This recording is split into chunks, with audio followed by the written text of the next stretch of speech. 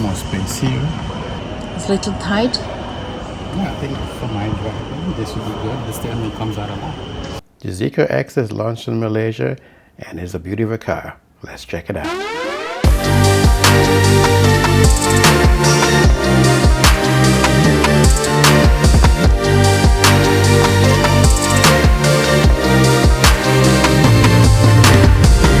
Over the past few weeks, there have been a few Chinese cars that have been launching here in Malaysia, and I've always missed the launch.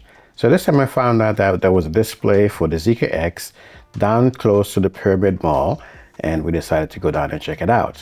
Now this Pyramid area, it's done by Sunway, and it's a pretty big area. There's a resort, there's a couple of hotels in the area, and there is also a huge shopping mall. So today we're going to walk down and go over to the office building where we can see the car. Now, outside of the building, there is a Zeekr 009. There's actually two vehicles that were launched, the 009 and the Zeekr X. So these are both electric vehicles that are due to Malaysia, but they've been in the Chinese market for some time. These cars are pretty well put together, and I have to say I'm really impressed with these cars. So I want to give you guys a quick walk around about this one so you can see what it looks like, and then we'll take a moment and go inside and check out the other car. So check out this one.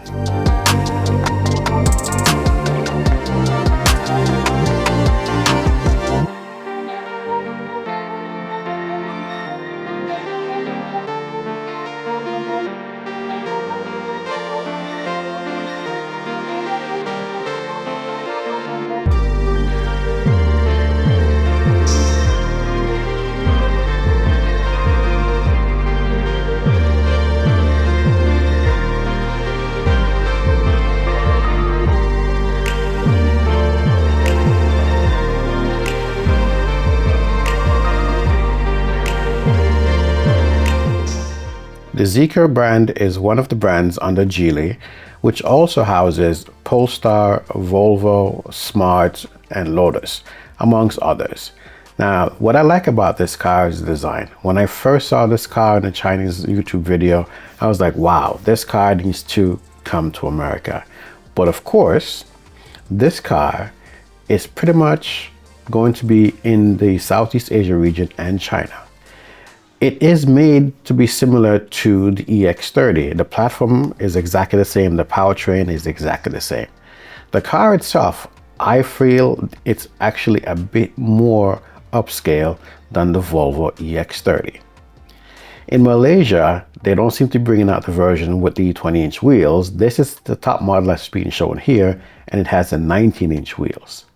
Now in Malaysia, this car is going to start about, well, let's say under 180K ringgit, which would put it right around $42,000. The color in this particular model is really, really nice. It reminds me of a Volvo S60 that I had with this particular color. So let's get started in the interior.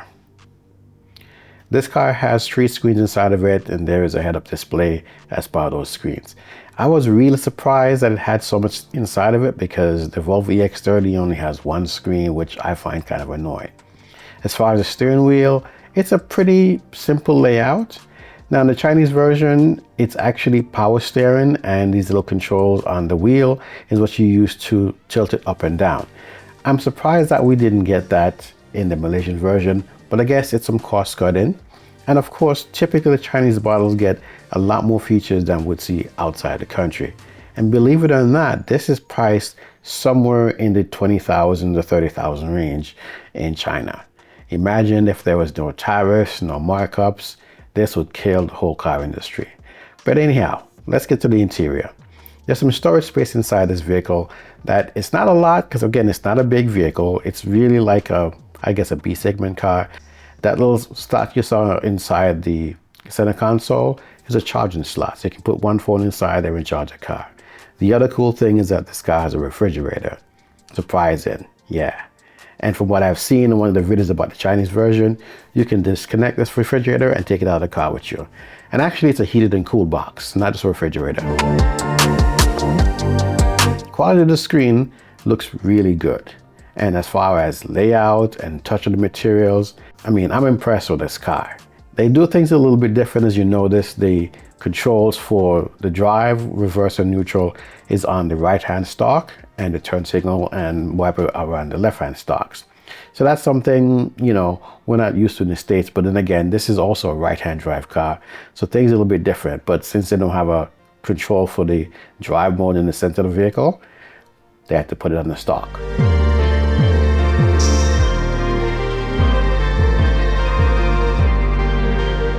Now, most of the controls are done right there inside the screen, but some of them you can set soft buttons on the steering wheel to control them. But from my playing around with the screen, things work fairly well here.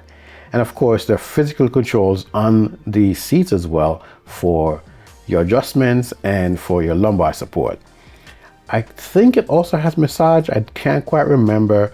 There were so many people here, so I didn't get to play around with a lot of it. But the seats, yes, it's not real leather, but they're all perforated.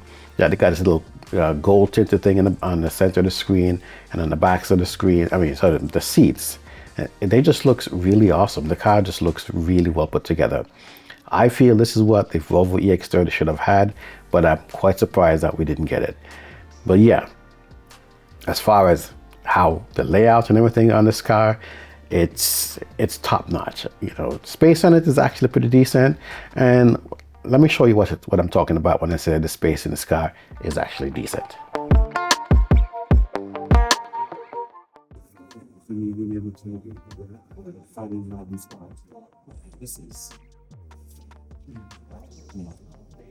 It's a little tight. No, I think for my driving, this should be good. The steering wheel comes out of this. It doesn't go down low, but I have enough space up there to put your hand.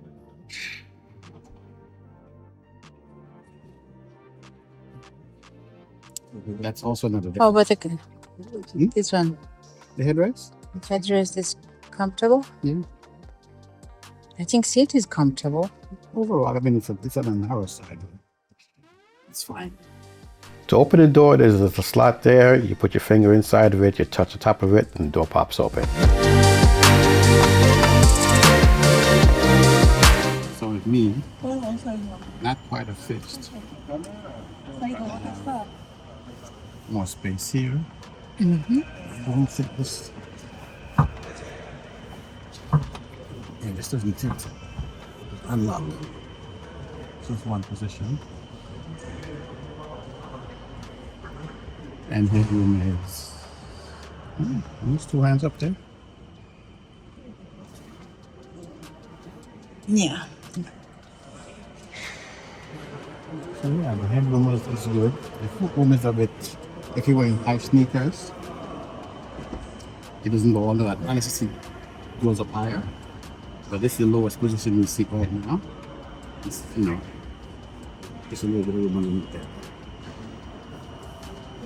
But I mean, for, you know, small amount of travel, that should be fine. Now the space in the rear seat is comfortable, it's decent. As you can see in the previous video, I can sit behind myself fairly well, it's okay. As far as leg room, yeah, it's a bit tight. The seats would have to be raised up a bit for you to be able to put your feet underneath it. But all in all, it looks really good. I really love these gold tone looks on the window switches, the button to open the door, and you know, it's really nice. It just gives it a whole luxury look. And they got Yamaha for the audio system inside the car. Now, I don't remember if this double pane glass or not. I don't think it is. For an additional point of reference, my wife was sitting in the back of the car. So she was checking on the car and I asked her to move over to the other side just so we could see what she looks like behind the driver's seat. Now I'm 5'8" to 5'9" when I'm wearing these high sneakers. She's 5'4", and as you can see, right there behind the seat, she has more than sufficient room. So if you're on the smaller side, this car will be perfect for you. And if you're a bit taller, you know, for short journeys, it'll be fine. So now let's check out the trunk, because this is the area that I would have liked more space, but for what it has, I think it's pretty decent. So let's have a look.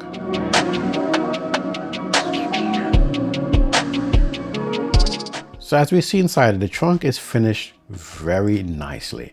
It's a premium / luxury car type of finish in the back of the car. When you see back there, that is like the parcel shelf that's pushed up against the back of the seat. The space, you know, I wish it would have been wider, but of course they're the wheels, so you gotta have those. Now underneath, it's about 3 inches or so of space on the top there, and of course there's a little hole further down at the back of the car where you store your cable. Personally, I put the cable up underneath that area there, so it'll stay up there and leave that extra space for some kind of bag or something else. Overall, it's really nice. If you need to use a parcel cover, you can just pull it out and put it in place, and you can put things on it for short travel distances. But then again, if you are traveling and you want to get the maximum amount of trunk space, you can fold this thing back and stick it up against the back of the seat and it stays right there. Now, as far as additional space, we're going to go inside the car and fold down the rear seat so you can see what that looks like. What I also like is that the car has electronic lock from the back, but it doesn't have a, electronic close, but it doesn't have a lock. So here's the rear seat folded down so you can see what this left space is like. There's a little tab up there that you have to pull up, and then once you pull it up, you release it, and then you can drop the back of the seat.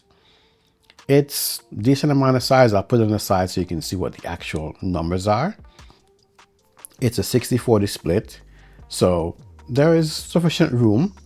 If you're an empty nester, you know, or just a couple like ourselves who don't have kids and you want to use a car to travel and get a lot of stuff inside of it, it's pretty roomy once you drop the back seat. So there's no complaints there.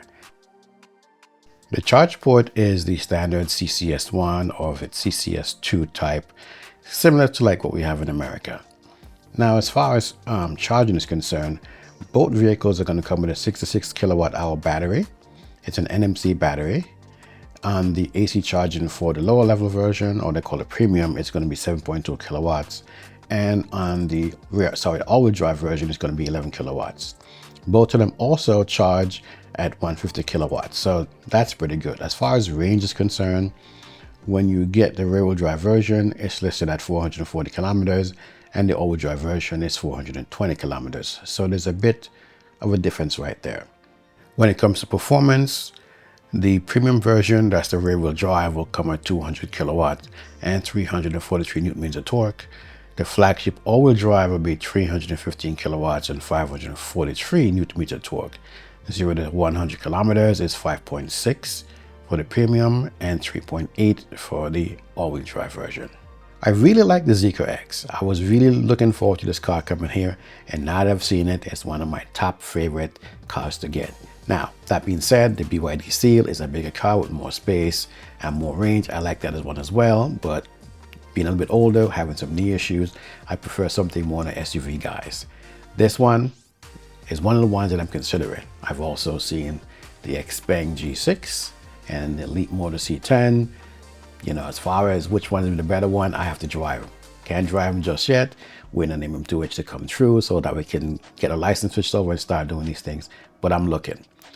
Anyway, folks, let me know if there's any questions you have about the vehicle. And I'd like to ask you, if you haven't done so yet, give the video a thumbs up and subscribe to the channel. Thanks, take care, and I'll see you in the next video.